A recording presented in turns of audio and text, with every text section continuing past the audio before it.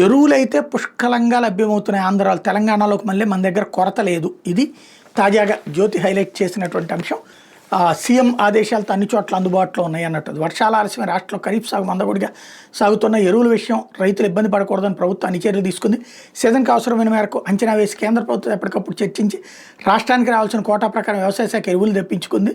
CM Chandrababu ఆదేశాల మేరకు ఎరువుల కోసం రైతులు ఎక్కడ బారులు తిరగకుండా ఎప్పటికప్పుడు తీసుకెళ్లేలా అన్ని రకాల ఎరువుల్ని రైతులకు అందుబాటులో తెచ్చింది. గత ప్రభుత్వం రైతు భరోసా కేంద్రాలకు ఎక్కువగా ఎరువులు కేటాయించి సహకార సంఘాల రిటైల్ డీలర్లకు నామమాత్రంగా సరఫరా చేసింది. కానీ ఇప్పుడు ఎరువులు అందుబాటులో లేవన్న మాట రాకుండా రిటైల్ డీలర్లు సహకార సంఘాలకు సాధ్యమైనంత వరకు ఎరువులు సరఫరా చేస్తుంది.